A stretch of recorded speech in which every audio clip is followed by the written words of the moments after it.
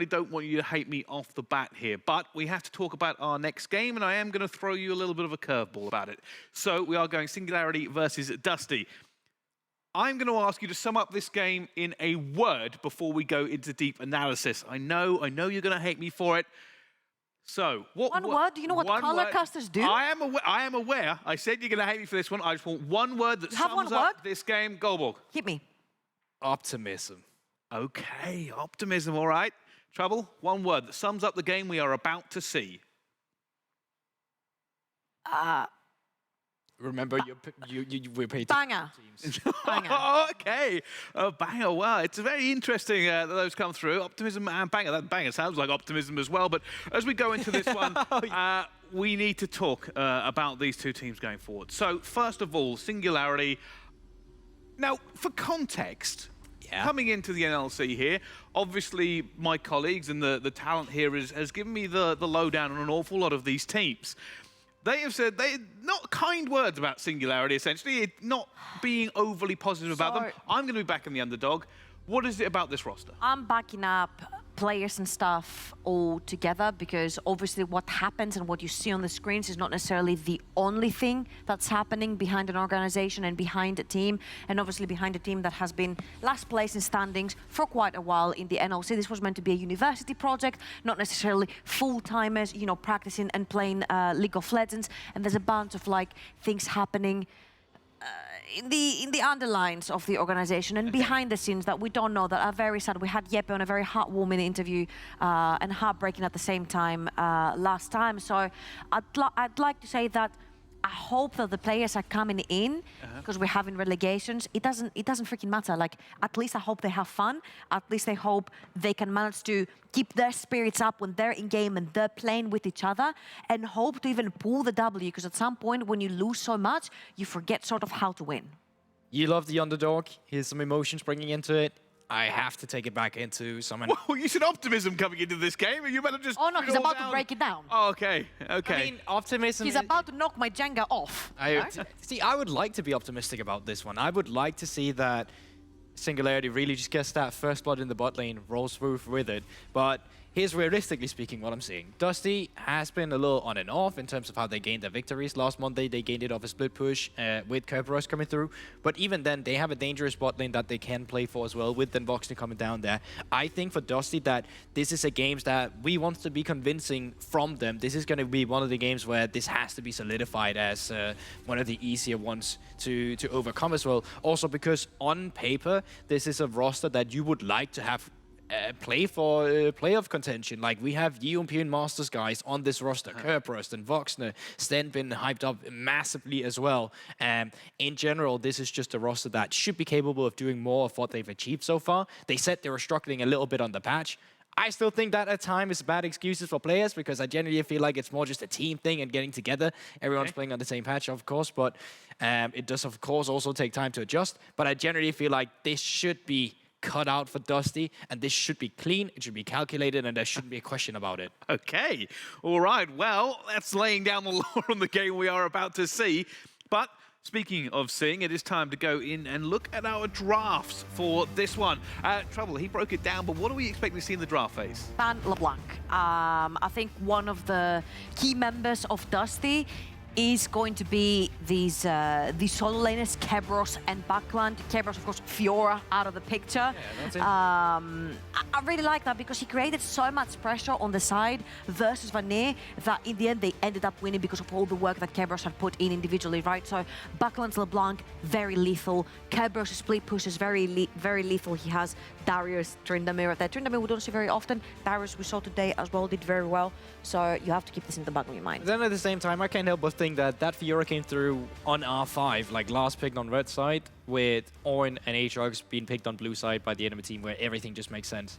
I think that's, you have better bans to throw on against potentially. The players coming through here, Senna has still been left open as well, something DenVoksne loves playing, so unless Spiky is seeing that as something he'd like to play, it can be a little bit problematic. We saw Singularity playing against the Senna Tahm Kench combo themselves, struggling a little bit against it. Now with all bans so far coming through, it's been a bit a little bit all over the mix, but Gwen and Wukong still up and available, Lucian as well. So loads of power picks that we've seen so far in the patch could be up for grabs here for Singularity. Yeah, it feels like we're seeing more niche bans from both sides rather than the OPs being taken away. Yeah. I feel like especially the Karthus for Pope right there, you definitely don't want to leave him in his lane to start farming. But was that a B1 lock? That's lock. That's Udyr coming in. Yeah. Out of all the power picks that's open, Singularity crawls out from the depth of desperation with apparently their own take on this unique meta we found ourselves in so far. And it is simply... I have one word. Udyr. Okay. Banger. Okay, so to kind of break this one down for, let's say me. Wait, aren't you being a little bit too selfish here? No, I kind of want to understand. We talk about the obviously the more meta champions and what we expect people to say. Why was Udyr a shock?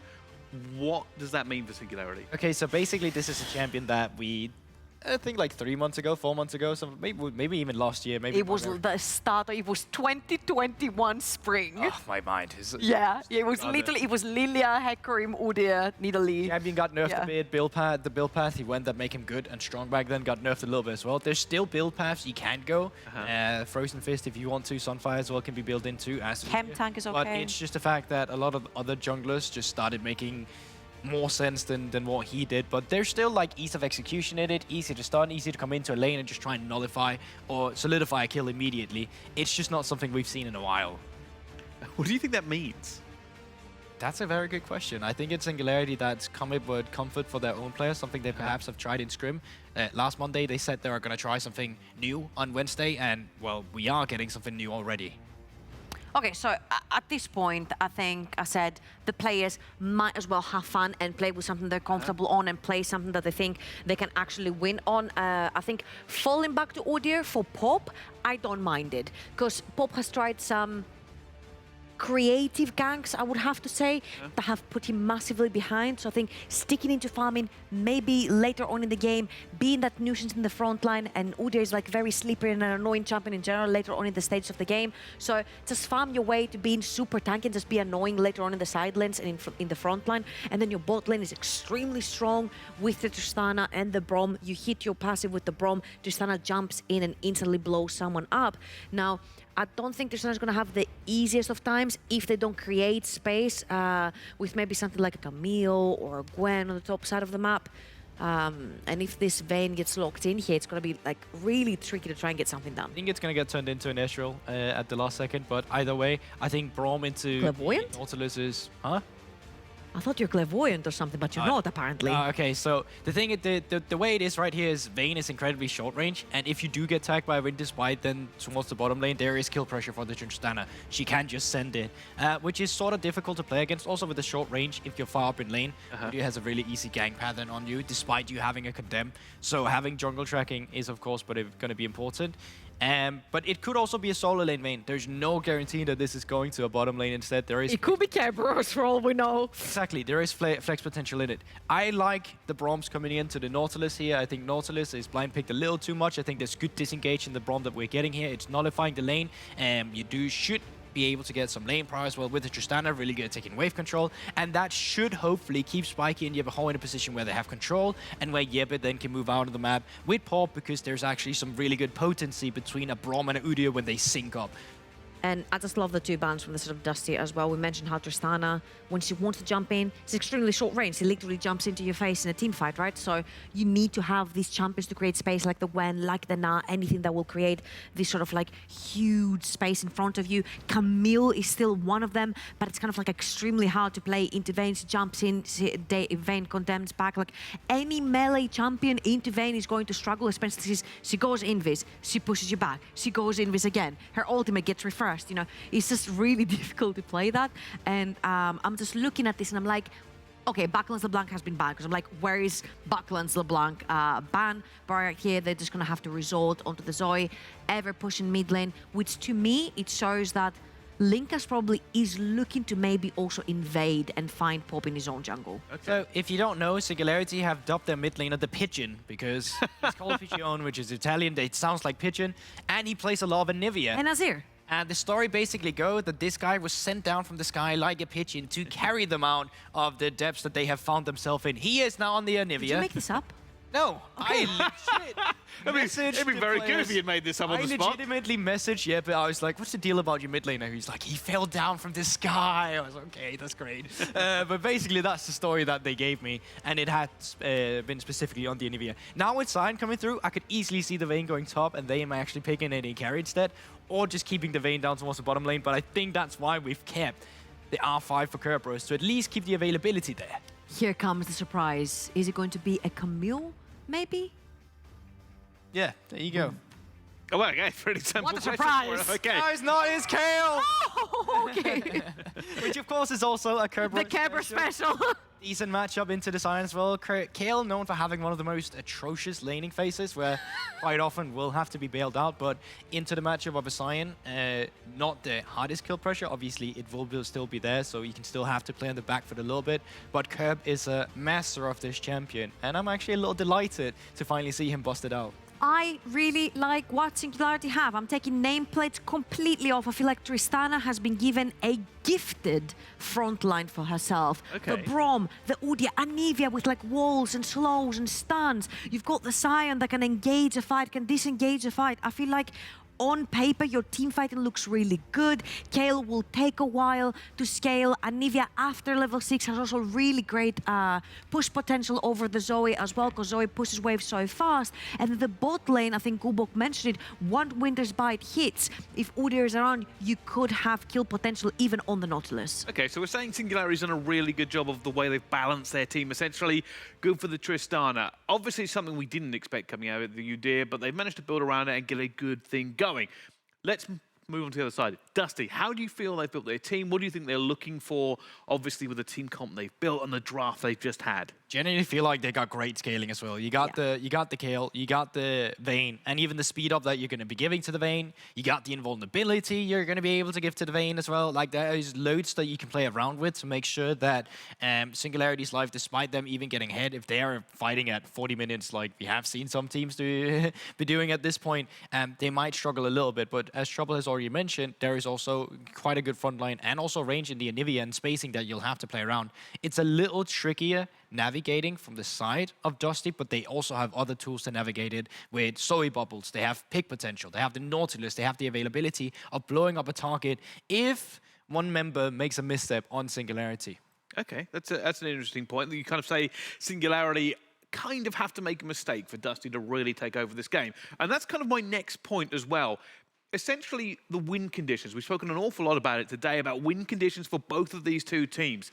Trouble, what are the win conditions for Singularity? Is it just stick to this formation they've kind of assembled? I think try to play team fights. Don't let your laning phase to fall through. Do not die to silly ganks. Make sure your vision is set up properly. And even if it's not, do not overextend yourself. I'm looking at top lane, right? You have Kerberos. Kerberos loves overextending. He loves fighting. He loves brawling. You have a Sion. Just play it safe. Clear underneath your tower. Make sure you don't get dived. Have Udyr around hovering. Your bot lane is going to play safe. You have a Braum down there. It's pretty much undiveable to have to stand up Braum in the bot lane. Anivia has an egg. By the time he's egged, your Udyr's going to be there. He's pretty fast boy. So I think the point in the game is make sure you shadow your tops of the map so Kerberos doesn't snowball. And then later on, I feel like your team fighting has a lot of potential. Here we does it specifically. Bot lane, crash wave 3, move into the enemy jungle, place a ward between blue buff and raptors, get the jungle information, make sure you keep that tracking up and going. You have an Anivia in the mid lane. Realistically speaking, should never die here. If you can keep the mid lane pressure up into the Zoe, you should be doing a fairly good job at actually taking control of moving these things up towards the top side.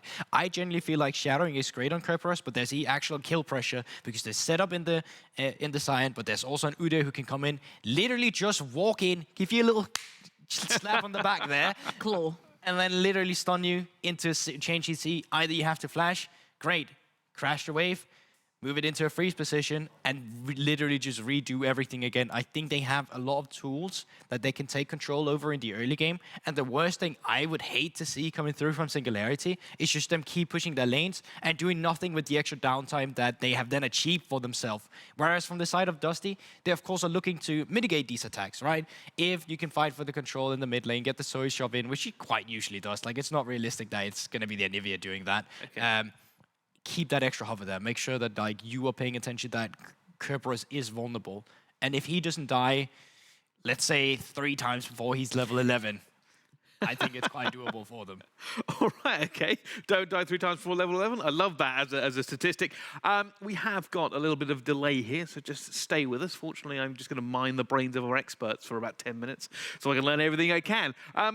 Talk to me then. Let's talk about scaling. Let's talk about. I have to find out more about it because obviously I have played League of Legends, but I am nowhere near the level of the top level here. Are you familiar with the meme on Twitch chat where it's Monka S 1 out of 16 clock? Yes, I think so. That is the Kayle. The second he hits level 16, you might as well type /FF in the chat and go next. So I agree with Gulbok. Unless they completely choke down Kerberos onto that Kayle, the late game scaling is insane. They've got so much poke with the Zoe. They've got so much late game team fighting with the Vayne and the Kayle together that it's going to be, I mean, I know DenVoksne, and he's like one of the most skilled AD carries that we have in the league. His Vayne is going to be unstoppable in the late game with the vulnerability of the Kayle being added on top, with the heals and the movement speeds being added on top. It's going to be really difficult to deal with. Okay, so my question is this.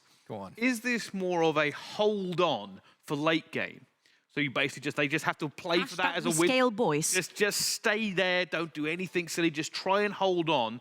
Or is it on the other side? Does Singularity need to push this tempo? Is it on? Who is essentially got to do the decision-making and be proactive in this scenario? Is it Singularity and got to say, right, do not let it get to late game, do not allow them to get their scaling where they want it to be. We have to hit them hard early and mid-game and make sure that they are very firmly on the back foot? Or is it for Singularity, they just have to make sure they don't make anything stupid mistakes? Yes, I generally do believe so. I think they have drafted them. Of course, you can argue that you have a Braum, so you have Peel and you want to kite back. But at the same time, that's just an extra luxury you can have. Like, you want to be able to take leads. You want to be able to then be put in a position where you can be the aggressor, but also at the same time, we can feel good about kiting back in against the Vayne and against the Kayle and all this stuff, especially if they're behind the curve. But I generally feel like a thing that Singularity we haven't seen too often from them is early objective taking as well. The faster you can put Dusty on a clock, realistically speaking, right? And the even better. And I also think, with that being said, yes, for Dusty, it is a little bit about holding on for some of their picks. That doesn't mean that they don't have leeway to get aggressive, because if you get good roam timings with the Nautilus when resets are coming through, there is a very immobile mid lane. And there's good setup if Wukong hits level 6 as well to really just come in and sync up and find a great kill pressure.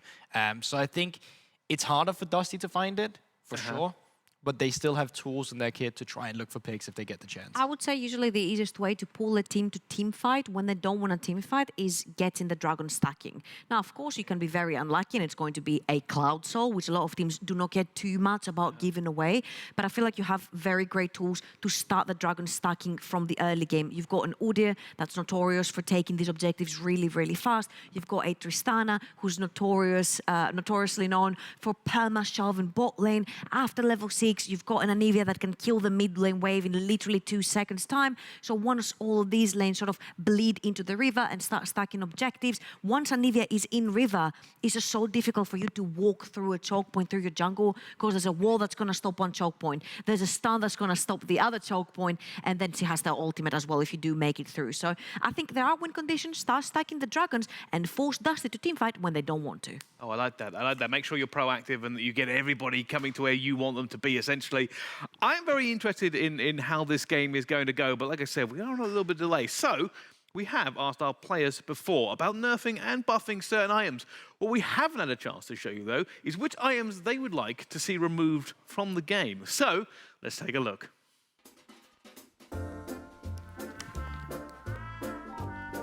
Probably something like Guardian Angel. You die once, that's it. You can't have second chances. I think remove that stance. I think it's good. It's too unfair to only have it for melee champions as well. Like the item should be long gone, I think. Probably Homebreaker. It brings a really toxic way of playing the game, in my opinion. I think you don't really need it to split push, but it helps you cheat the macro that's usually needed. Ex-drinker. I'm playing mages and I cannot burst anyone. I'd like more items, if that makes sense. I think like the more options there are in the game, the more fun it is. I don't necessarily would want to remove an item. I mean, I'll remove Rocket Belt, so more people can build Night Harvester. Crown of the Shattered Queen. I don't see anyone buying that item. It feels so pointless. Remove Anathema's chains.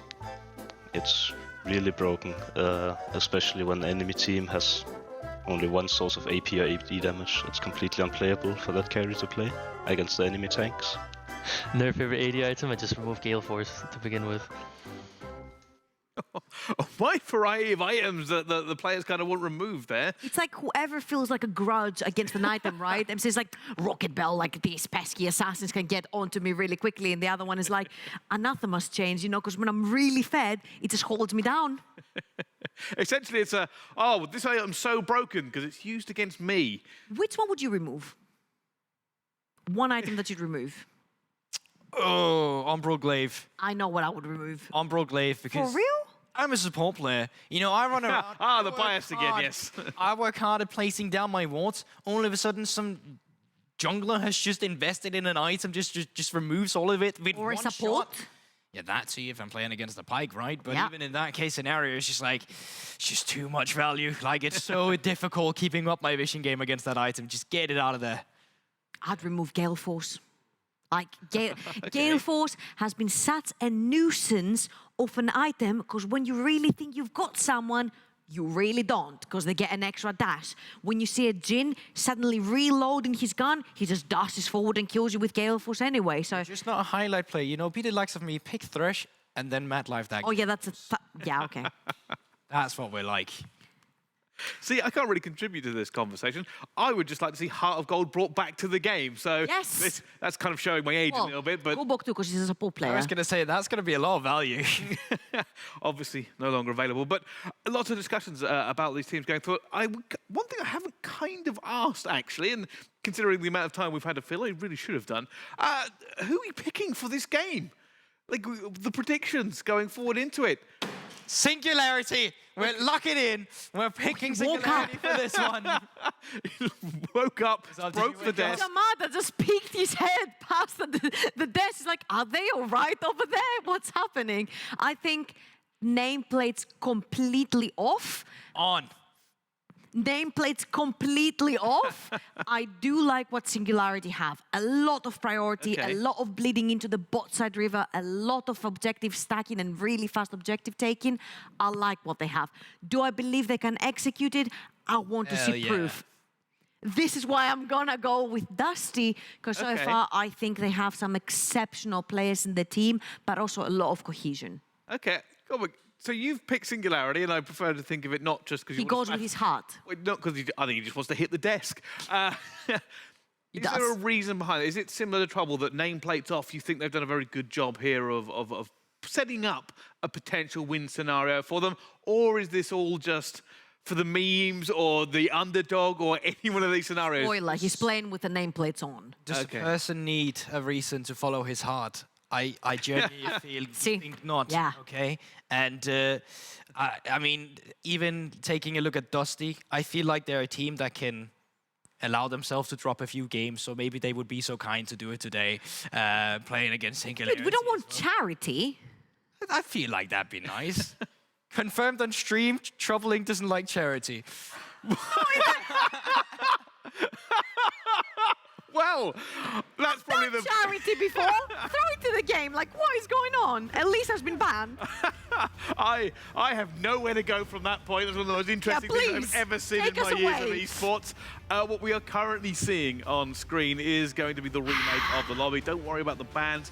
Essentially, we are going to be seeing the champions just come straight in for these teams and how it is all built up. And I, as a host, will desperately try to get this slightly back onto track.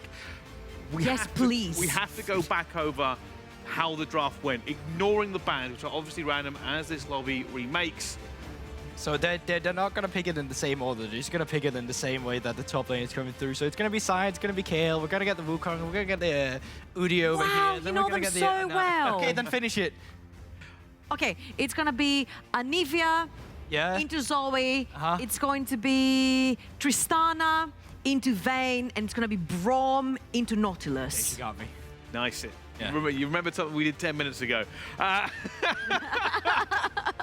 Okay, for one last explanation then, as this obviously is going through our champs select, about how this draft went for both teams and why it has given a sliver of hope towards Singularity. Because like I said before, I came into this, there was not a lot of confidence in Singularity, apart from Yamada. There's a lot of confidence in Singularity. Well, maybe now. Is this simply because of the way they... Namera rooted for them all split last split. And that didn't work out, but now I'm rooting for them. I genuinely think that if I had to give it some sort of logic, yes, some of it goes down to what Trouble is saying as well. I don't hate what they have gotten for themselves. I think it's playable, and I think if they finally keep a cool head about it and don't stress themselves, and just take a deep breath, and then breathe out as well, I genuinely feel like they have some good pieces here to try and take an offset of Dusty. Deep breaths win you games, 5-head. Good for you. Like, you'd be surprised how good it would be before making a decision. How many games have you won by taking deep breaths? Oh, bro, you haven't seen my solo queue games. Oh, you haven't seen mine. I've taken a bunch of deep breaths. All right, breathing aside here onto this one, could this just be like a confidence win for Singularity? Is this something that may help them solve some of the issues we kind of alluded to earlier on? Yes and no. But you go on if you had All jokes aside, I feel like when a team is permanently losing, but also dealing with problems backstage, you kind of forget not only how to win, but why you want to win, right? So I feel like getting the W on the board against a team that's as strong as Dusty, which is supposed to be in our top 4, right? Top 4, top 5, left side of the table, is going to be a huge confidence boost, if anything, for the players themselves. Okay, all right. Well, we're not going to go any further into this game. We've done a lot of filling. We've done a lot of examining how it should go. The game is ready. Dusty and Singularity are ready to rocket on the Rift. Over to our casters for this one, Yamada and...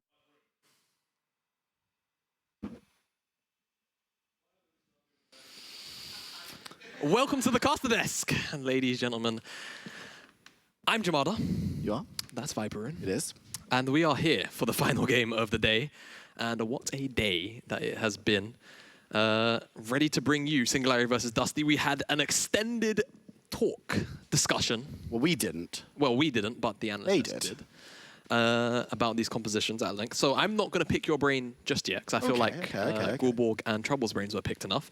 Yeah. But general thoughts and feelings for this this draft. Dusty, you know, bringing in the curb special with Kayle. I felt like we weren't going to see it for a very long time. However, we finally have. Yes, absolutely. It's a case of, I said to you while we walked into the studio, yes, Singularity aren't going to ban Kayle. No. And then they didn't.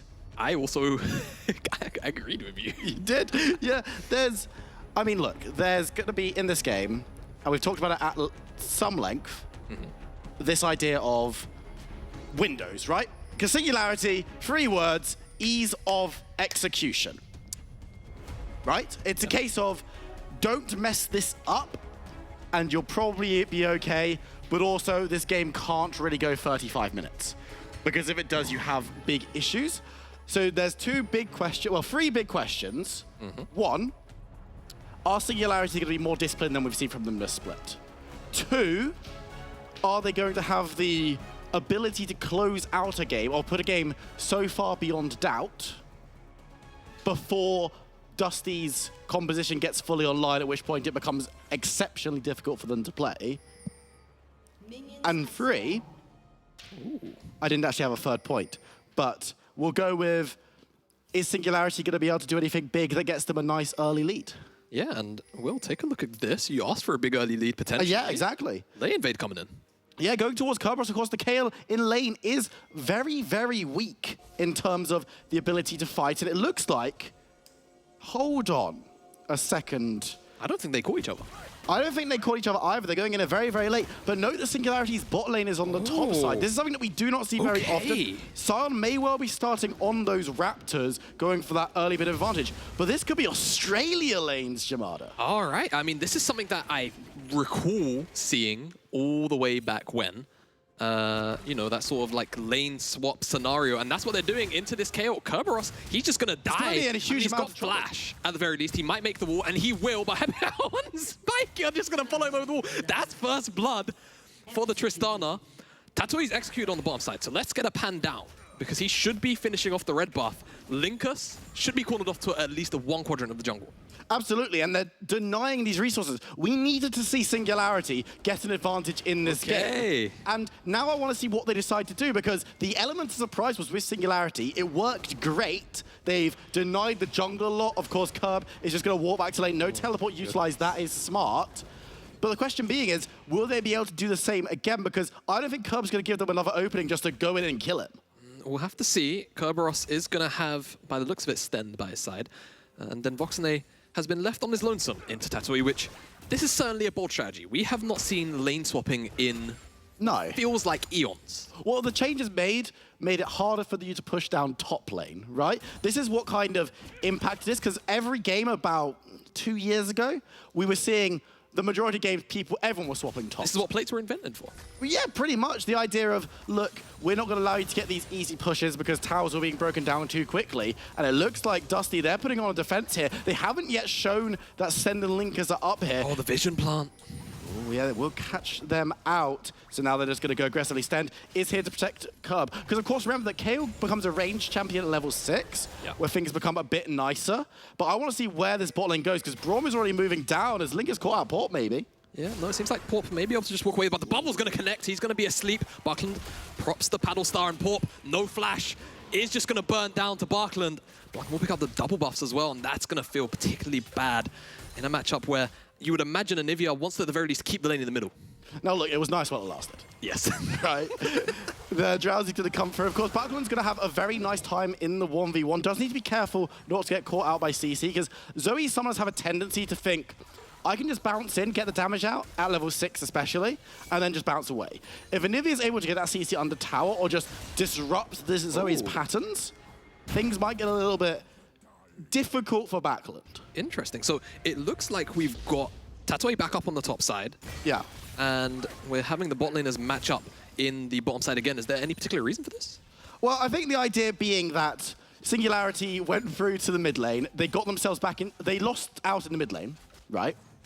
So at this point, they're saying, look, the element of surprise is gone. Curb is not going to step up. Stend is here as well, so we're essentially hanging out Sion to dry. Top lane's going to be neutralized. So they're not really gaining. They could have got an okay push, but at the same time, with Tristana Braum, you're not going to have a bad time pushing into this bot lane anyway. And with Dragon coming onto the Rift in 10 seconds' time, you need the numbers down there to contest it. Because as we mentioned, for Singularity, this is all about them winning out and playing the first 20, 25 minutes very well. They're even at the moment, and they can't start hemorrhaging stuff like Dragon into that. Yeah, and I have to say, I'm loving the adaptation, the innovation even. Yes. For Season 12.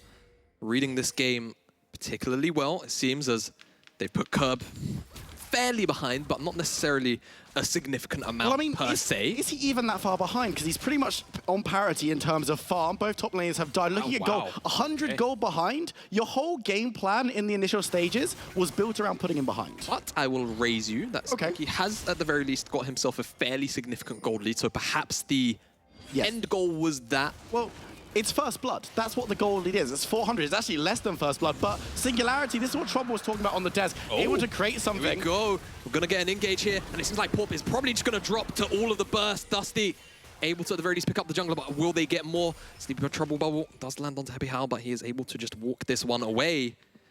Dusty, they lose out on the Dragon, but they pick up one. Which is honestly not that bad, considering early Dragon, it's an ocean. We talked already about how teams aren't that fussed about contesting these. And yes, they were able to funnel Dusty away, and that's going to be big later in the game when you're looking at third, fourth Dragon Baron, or even Herald in a couple of minutes' time. Just that ability to control these neutral objectives could be where Singularity start to build out a little bit of a lead when they're less capable of doing so in terms of skirmishing and fighting. All right, so seems like Dusty for now will back away. It was Absolutely. potentially looking at an engagement. But let's get a look at this fight as it happened. For sure, you can see their levels are not at level 6. The wall goes down, and that's a very aggressive flash coming in from Stend, and DenVoksne just coming through as well. It's really a case of target acquisition, let's see who we can get, and going for members that are going to be able to not escape. Yeah, and even though it seemed like Pichone had a pretty nice stun there onto multiple members, just too much damage came absolutely. to the jungler. As you see Tatui trying to hold a freeze here, maybe trying to make things a little bit awkward for the Kayle, of course. Seems like nothing much will really come of it as Porp returns to his jungle to farm Udit. Not really a champion we've seen too much on 12-10, and it's something that I was hearing whispers would actually be fairly strong moving into sort of a slower game pace where, you know, farming junglers could come back into it. Those are the arguments I was hearing. What are your thoughts? I'm in two minds, really. The slower pace does allow for Udit to get a little bit more value out of that utility that we see so much from him. Of course, he doesn't do too bad damage, and his clear is very, very good. Looking towards the top side, though. Yes, Make Smash does connect, and Kerberos is going to be forced to flash away as Porp did pop the Ghost. Smaller cooldown on the Ghost, though. Yeah, so a return very likely, if I had to wager a guess from SNG. A lot to try and put this Kayle behind. But still, again, we have to talk about, I mean, XP doesn't seem that different. The gold, as we flashed up earlier, wasn't too different either.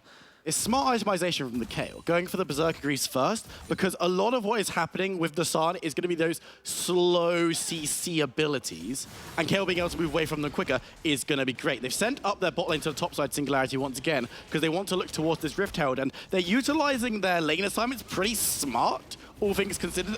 I don't know if I'd call the level 1 smart, but it definitely worked. And now they're going to be able to get this Rift Herald. I mean, I have to say, it was creative play. Yes. I would wager, and not only that, SNG, dare I say it, this may be the first neutral objectives in the early game, specifically the Herald, that they've picked up practically uncontested, as Kerberos, a little bit of poke, but Happy Hour is not there in time to assist Spike.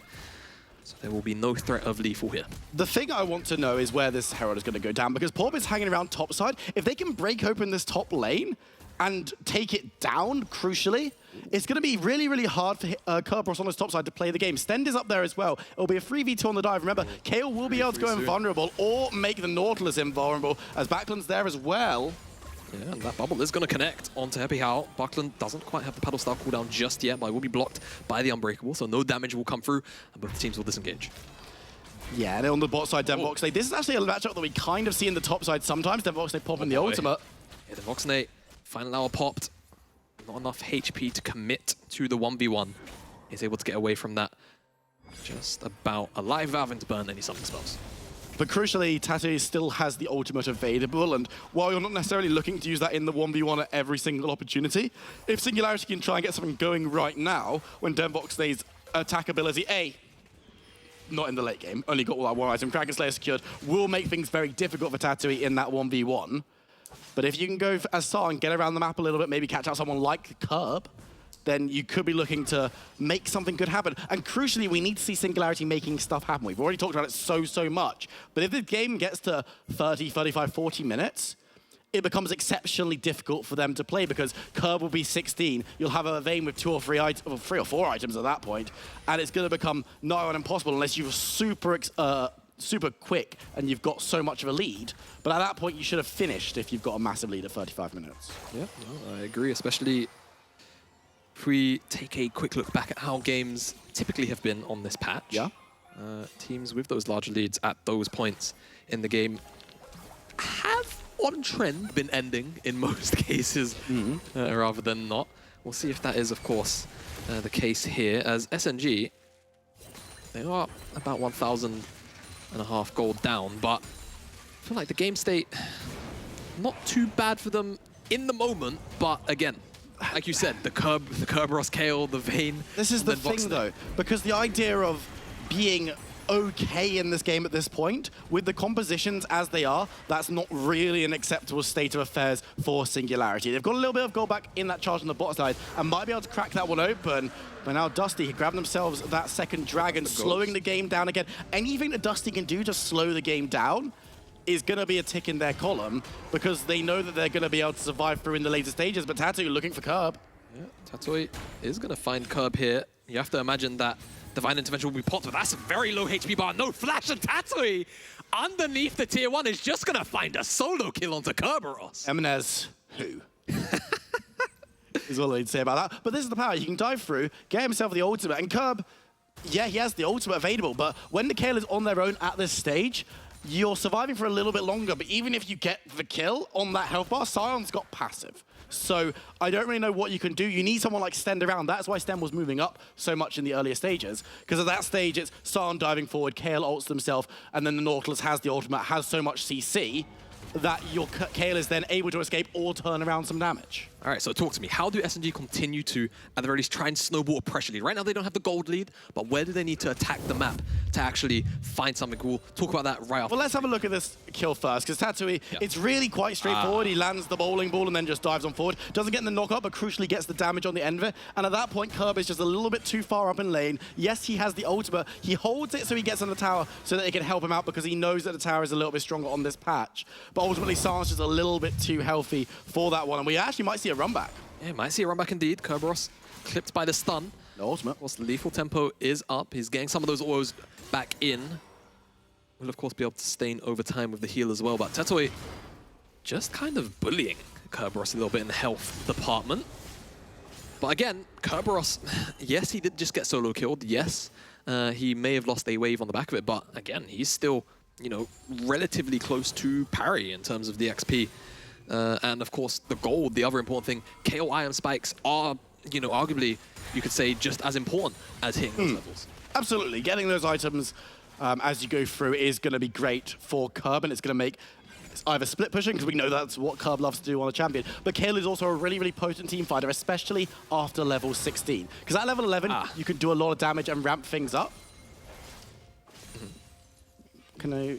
You made a sound. Oh, no, continue. Okay. Because at level 11, you can ramp up your damage on the edge of the team fights and then go in when it's all ramped up. At level 16, you don't need to do that.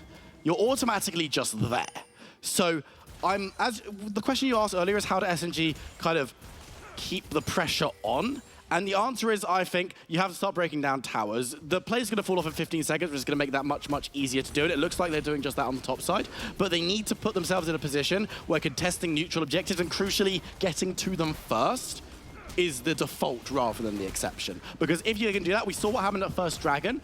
As we mentioned then, if they can do that around stuff like Baron, Second Herald isn't as important, but getting it will help them play to this game plan a little bit sooner. But ultimately, when you get to those 25, 30-minute team fights, there needs to be so few objectives on the map that winning one of those team fights can allow you to push into the base at the very least. All right, so towers are the name of the game. Yeah, I think so.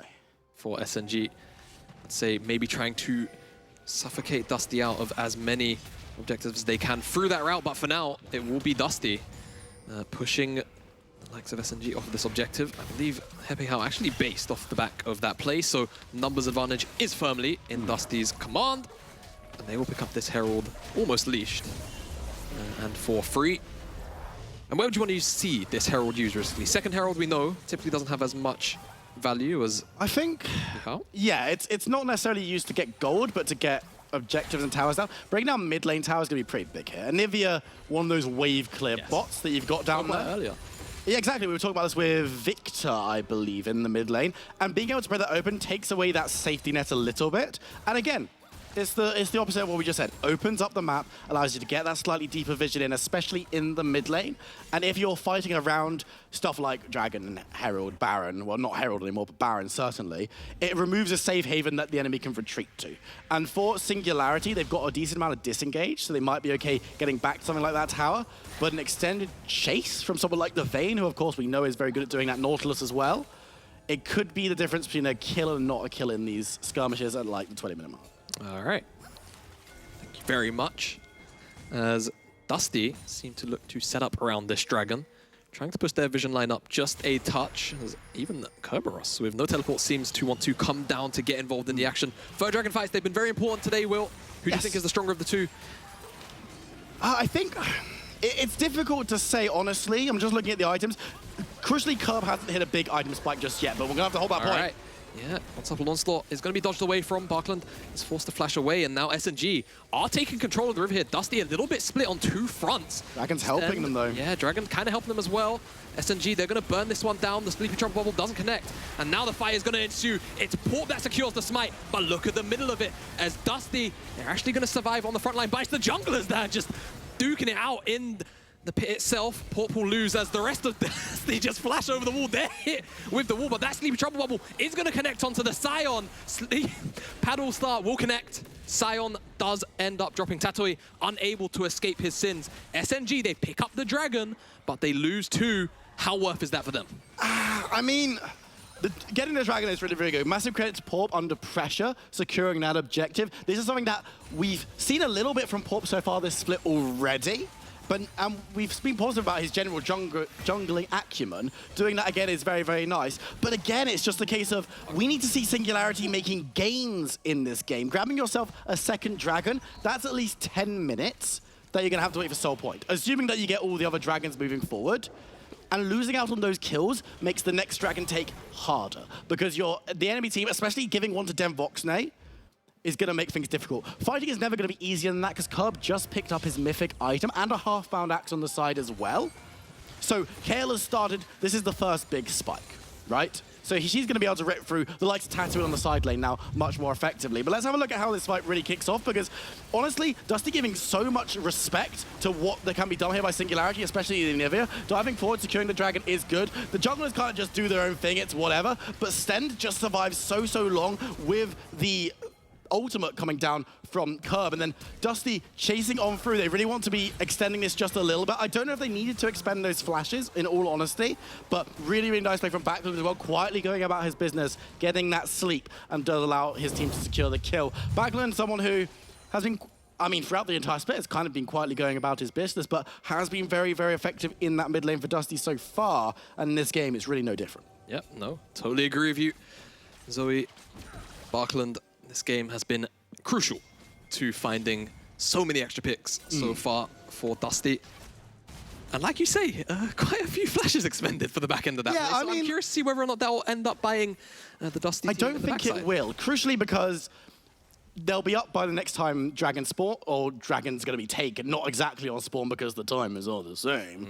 But Baron's up in a minute. I don't think that Singularity are going to do a bad Baron, a silly Baron, an X7 Baron, if you will. They can do it reasonably quickly. You've got the likes of Tristana and Nivea who do manage to do a lot of damage. Udra as well, surprisingly, pretty decent at taking these neutral objectives. But Curb is doing Curb things on the side. He knows that he can't overextend too much on his own right now, but you've got members who are being pulled away. He's creating so much space for the rest of his team to go in and potentially look for a tower dive. Yeah, Tatooine could be in danger here. Stend potentially eyeing up the dredge line, but Tatooine will use the unstoppable onslaught to get away. That tower's forfeit now, is the thing. Yeah. Really, really nice from Stend. Just a step forward, be aggressive, even if he didn't want to necessarily take that fight, which he would have been fine with. He had DenVoksne there, he had support from Linkus as well. He's just forcing the ultimate away, saying, look, if you step back, I'm here, and you're going to die. So he's just keeping him back. And on the other side of the map, Singularity don't gain anything. We talk about this so frequently.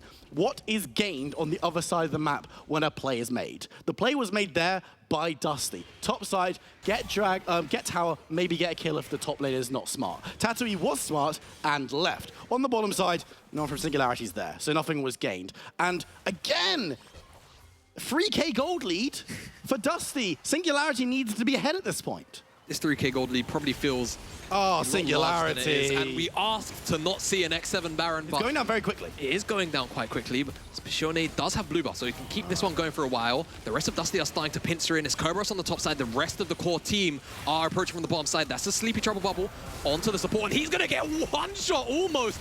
Heavy Howl in the middle of the pit bites the Cyclone from Linkus. That is going to tear apart SNG. The Baron is stolen. Tatoe's dead. Spikey's dead. SNG's hopes are in the mud. Nah, that's it. Legitimately, the fact of the matter, let's see how this goes down again. So Singularity stunned up. As you can see, they do it pretty quickly. Nivea's doing a decent amount of work on it, Spikey as well. But this is a very telegraphed. No one's on vision, so they know they're somewhere. Kerberos is the one who gets vision down, and everyone from Dusty's in mid lane. Singularity have no information about anyone on Dusty being bottom side, and right there the damage comes through. DenVoksne is allowed to free fire. Yeah, gets hit by the Glacial Fissure, but who cares? Members are low. MR has been rinsed, so Curb is just ripping people to shreds. And at the end of the day, doesn't really matter who gets Baron out of that one. It was Dusty in the end, which might just speed things up. But the fact of the matter is, and we said this about X7 last game as well, there was so little logic behind that shot call. I can only nod my head and agree. That was a perplexing Baron attempt at best. And now Barkland has an angle for a Sleep Trouble Bubble, and he's going to connect onto the AD carry of SNG, who doesn't have Cleanse, but there was no one else to follow up from Dusty. The wall does aid in that effort as a Hextech Gate will be taken, but on the front side, Port gets locked down by Sten. DenVoksne is forced to flash backwards as Spike actually jumps forward, gets condemned into the wall, but all of a sudden, it's Hebehao that gets bursted on the frontliners. All of SNG are focusing down DenVoksne, but on the backside, the Anivia is getting taken down. DenVoksne is still kiting out as Tatoi just dances to his death. SNG torn apart from side to side, and Dusty pick up the dragon. If Dusty weren't 9k down, that was the fight they wanted. Because you can see the idea. We can get access onto the likes of Vayne. We can jump onto them, kill them, remove half the damage. Well, like 45% of the damage, because Zoe's doing a decent amount as well. Curb on the side will be doing fine at level 13 with those almost 2 item spikes. The problem is, they couldn't get that final hit onto DenVoksne. And you can watch it here. Look at DenVoksne. He's aggressively placing. Port can run forward, and there's a lot of damage coming through. A lot of cutoff is being utilized, but it's just a masterclass from DenVoksne, who's able to shred back. He maybe could have even thought about just leaving there and then, but he thinks, I've got this. The CC from Linkers is pivotal to keep Spike away, because he's the one that will have the opportunity to actually close the distance. Tatooine knows he's not catching DenVoksne, but you can see how if DenVoksne was a little bit further behind, or someone like Pop had a little bit more on him, maybe even just some more health to allow him to get that one bear slap down, get the stun. The rest of Singularity were there. The problem is Singularity can't play the way their composition is built because they're too far behind at this point in the game. And if they can't play how their composition's built, and their shot calling this game past the 3rd minute mark wasn't brilliant. Ooh, it's a dive from Linkus. He's got the Cyclone on, and Tatoi is not long for this world at all. He'll be bursted down in the zombie form, and SNG quite simply will not be able to defend this tier 2 tower. Hebehao is now even being bullied out of his own jungle by Barkland. His paddle star prepped, but seems like will not follow up on anything. And Dusty just have control of the game entirely. They are looking to push and knock on to the inhibitor towers here. Trying to split apart SNG. SNG, I mean, Hebehao is just playing catch on the top side of the screen, but Sten flashes over the wall onto Port. He gets dredge lined, he gets depth charged, and he is dead to rights. SNG's jungler dead. Top laner just about to respawn. That's the first inhibitor of what I can only imagine will be, at the very least, one more before this game is done. Dusty will retreat through the Hex Gates. Likely reset. They're going to reset, they're going to buy items, not overextending it is nice. This is the problem here for Singularity that I'm seeing. This is kind of a get a flight to Dusty, start cutting some Ethernet cables angle. Although Backland overextending. Kind of overextended here. Doesn't have flash. Blast code isn't going to be hit here. But Barkland not in vision for now of Tristana. No rocket jump available. It's going to try and teleport out. This is cheeky. No way! Has the time to do it. Thumbs up. That was so close to the one shot as well. And being able to land that knowing that they're in there. If there was a back there, that was dead. But Backland having that teleport. I mean, teleport blown. Flash blown. I can't believe it. I mean, even if that's the case, it's a mental when it feels. Linkers might be overextended a little bit here. Has Sten and DenVoksne moving through? And I mean, the Vayne being there is crucial. Yeah, and DenVoksne is just being untouched right now, layering auto after auto with the Guinsos stacked up. Absolutely shreds through Hebehao yet again. Vayne, crucially, just can't really be locked down by many members. The SNG lineup. Now Kerberos in the mid lane, level 15, 2v1ing already. As on the bottom side, Unstoppable Onslaught goes into the wall, and DenVoksne, I think, is just going to take his 10th kill of the game. Legendary again. As Dusty look to pick up their 4th win of the split. Pushing onto the second inhibitor, and it will fall. 4 versus 5, SNG, what can you pull out here? The answer looks to be not a lot. Spiky again just gets near one-shot by Barkland, who himself doesn't really have too much HP to work with. It's now or never, SNG, if you want to make a stand, but I just don't think the stand is coming. Pichone almost finds Barkland, but it's still not enough. As SNG down to nothing but their bare Nexus, as it seems like Dusty take the cheeky exit out, as fair enough, Kerberos does have to flash, but the damage feels more than done. I mean, look, let's talk a little bit about some hope. I know that Gulborg's word was optimism when it came into this one. And I mean, I liked optimism. Singularity have played much better this game than they did on Monday.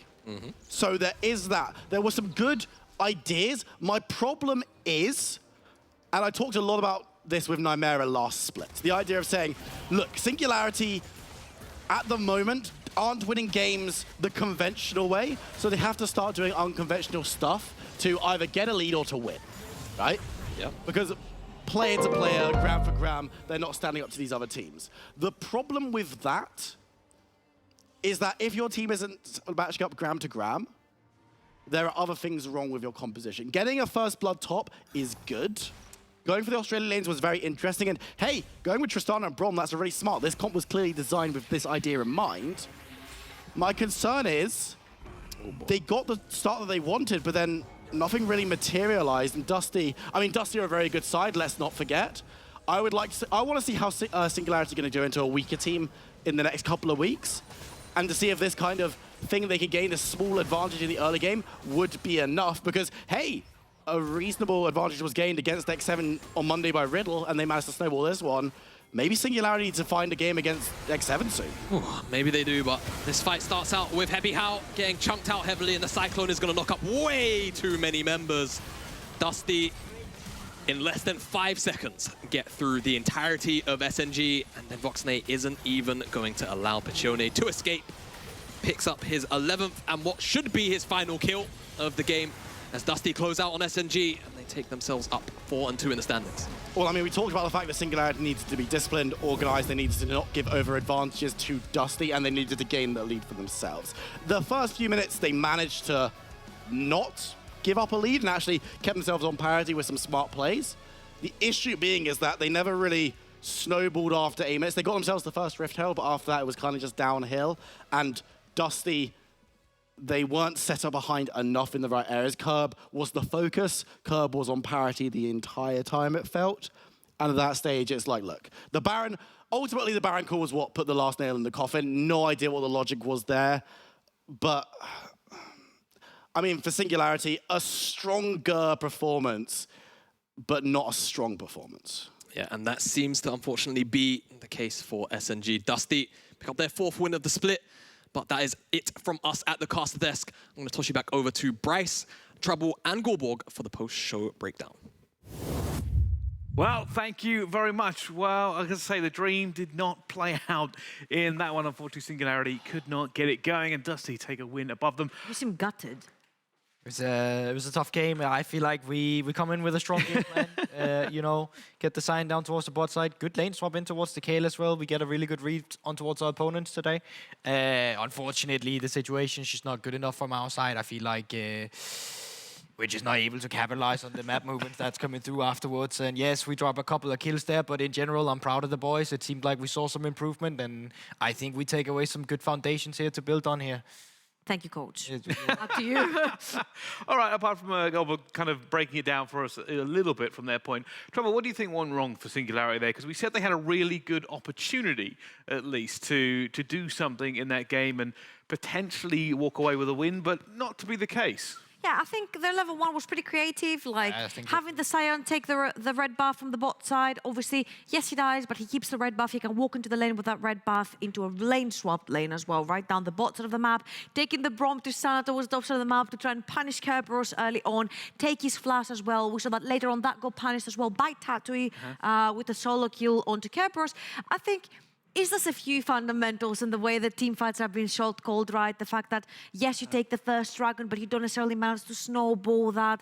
We said that this was going to be one of your win conditions. I saw a few Anivia pulls not being on the opening between the wall and another wall. So I think there were like a few things lacking, but all in all, you're also playing against a very strong team like Dusty. And again, Kerberos on one of his signature picks, DenVoksne on a Vayne. It's just a really rough game for them.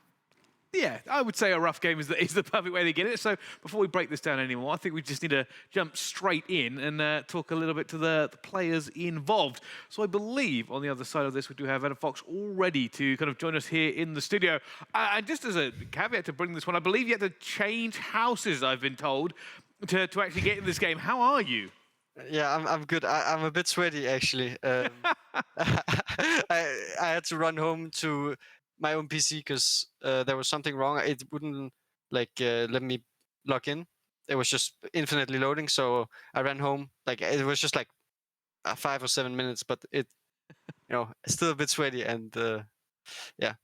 Well, I admire the commitment. I really do admire the commitment. Running to another PC in a different location to get the win from that one. But Trouble, you want to ask a question, I think, about the happening game? Because everything is remote right now, especially with the ARLs, right? Things like these can happen. We had it on the LEC as well when a lot of teams were remote, and then suddenly, lights would go down in the facility, and everyone would have to scatter to go back home to try and play from there. So I want to ask you, even though technically on paper you're playing against a team that you guys need to actually play really strong against and finish it real quickly, did this actually affect you at all?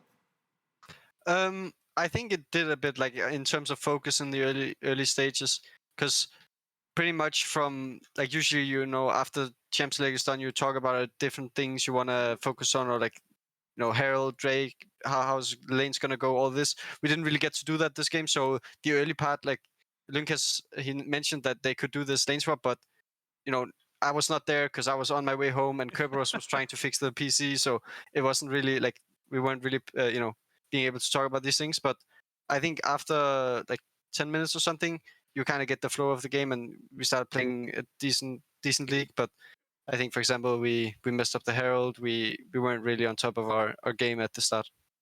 I love that kind of imagery of your team discussing tactics about lane swaps and stuff, and there you are just running through the streets. Sorry, I can't hear you guys. No idea what conversation is going on strategy-wise. But my next question is about strategy. Coming into this game, your game plan. Obviously, we talked an awful lot on the desk about the scaling ability of your champion and locking it through. What was going through your team's mind when those picks rocked in? I think this is actually one of our more adaptive drafts. We weren't really planning on playing this. We just kind of we realized, okay, they picked the Udyr first, and then we wait and see, and then the Vayne was just perfect on 3, which we hadn't really practiced a lot or at all actually, but it was just looking good, so we decided to go for it, and then we kind of went from there. I think this game maybe was a bit extreme in terms of okay, I think we had a pretty decent draft advantage, but I think it's really important in general as well to be able to kind of in middle of draft figure out, okay, actually this champ is just, it fits so perfectly here that you have to log it, because if you don't, you're just putting yourself at such a huge disadvantage, even though you maybe haven't played it a lot in scrims or in officials. I can just imagine DenVoksne be like, guys, pick me Vayne. I have to run home really quickly. I'll be back for picks 5 and 6. I feel like I have to ask you as well, because for the people that don't know, you're obviously a former Nordic champion as well. You then got, really riding the high, moving forward, going to Spain, not having the probably best experience in Spain, and then coming back to here.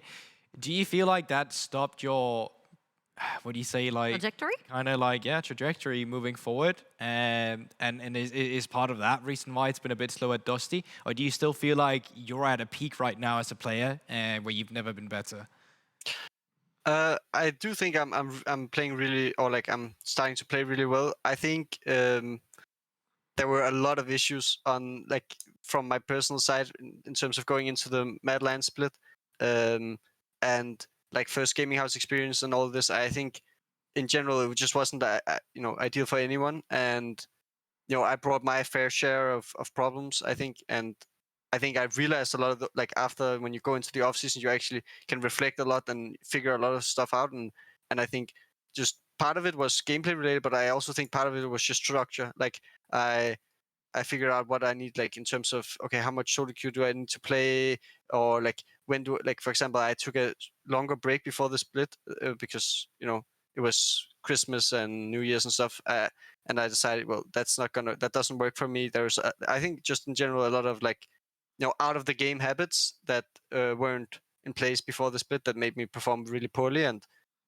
then you pay the consequences because like if you aren't performing up to par, then sadly you won't be around long. So I think for sure it stumped me a bit, but it doesn't really faze me much because I want to get as far as I can and I want to get good, and I learned a lot, so I'm happy to be at Dusty and can show that I made a mistake, made mistakes, and now I'm going to show that those mistakes were one-time mistakes, and that's it.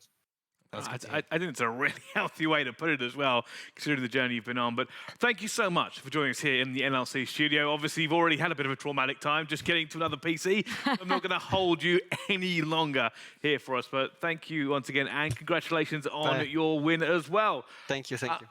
Well, pretty confident coming out of it. Obviously, they knew exactly what they wanted to do. And let's face it, aside from the issue of having to run to a different location, and that's another interesting point, actually, before we gloss over it, saying that actually may have cost him in the first 10 minutes because he obviously a little bit frazzled from having to run to a different location. But other than that, pretty solid.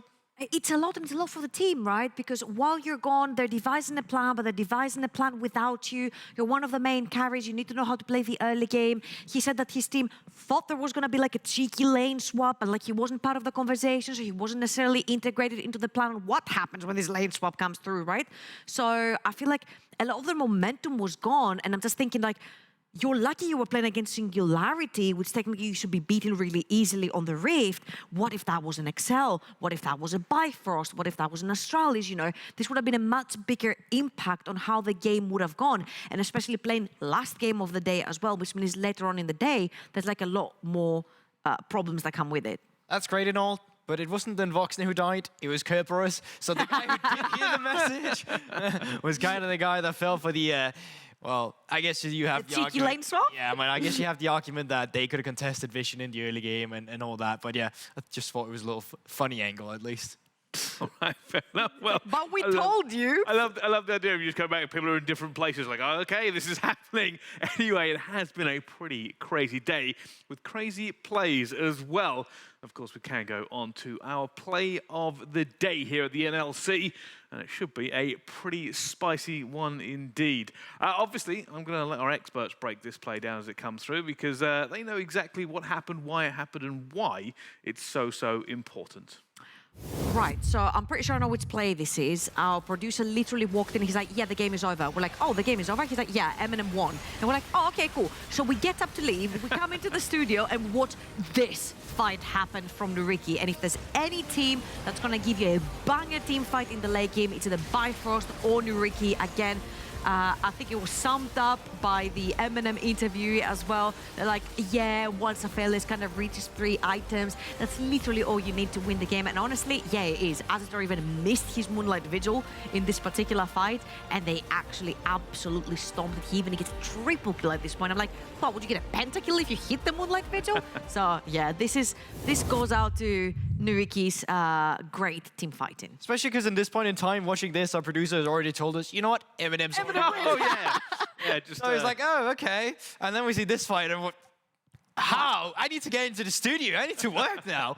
And yeah, we had to cut off the road. I feel like the clutch factor of Nuriki never fails to amaze me, but I probably would like to see him a bit more with a steep trajectory that they get on towards those ones and next time, perhaps.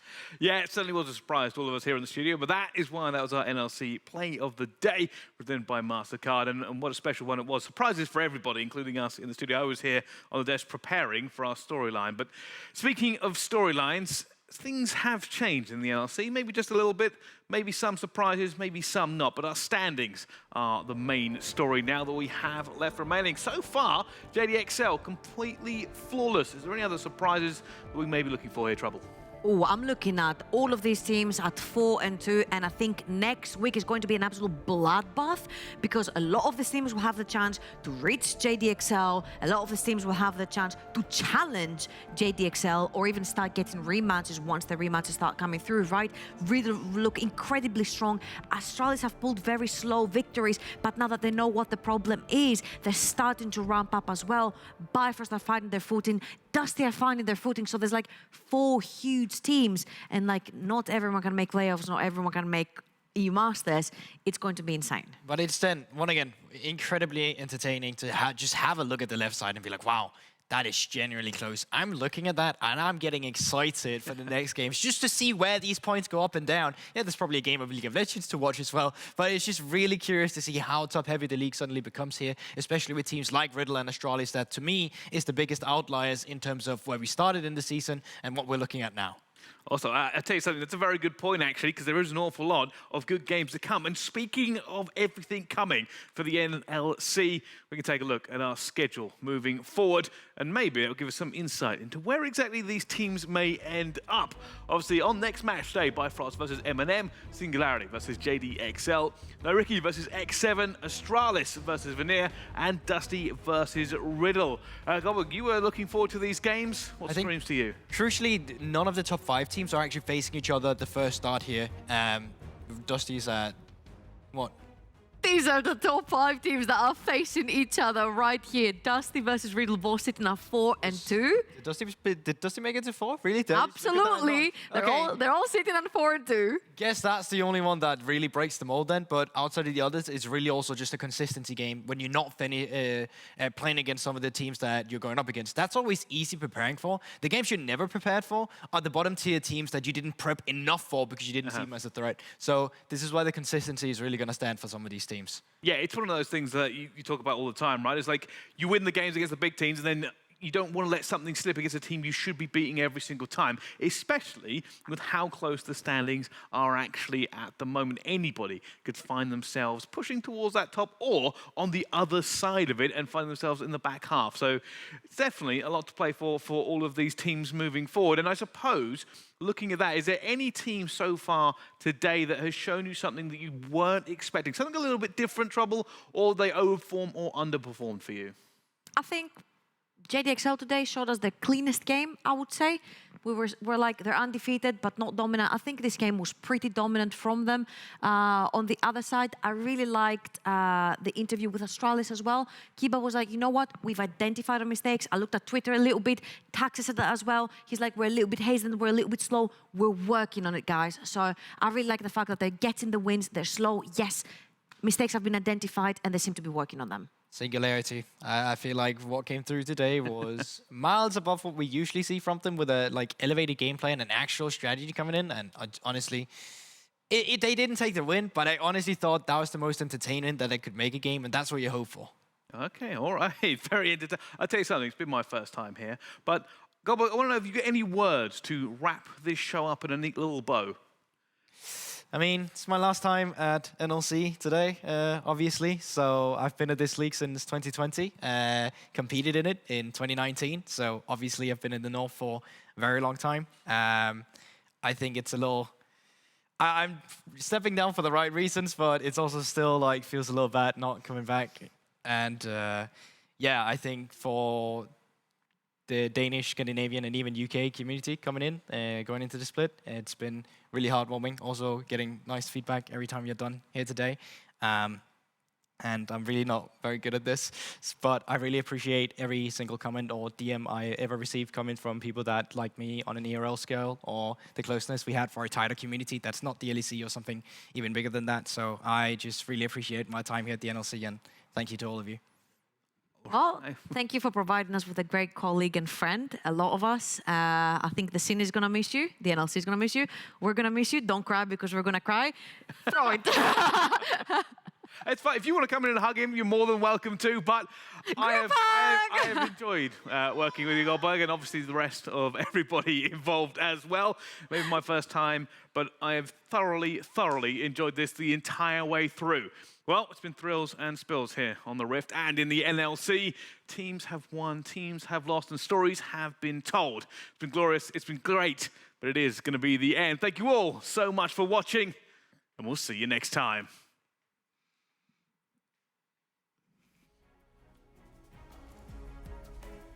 It's over there, yeah.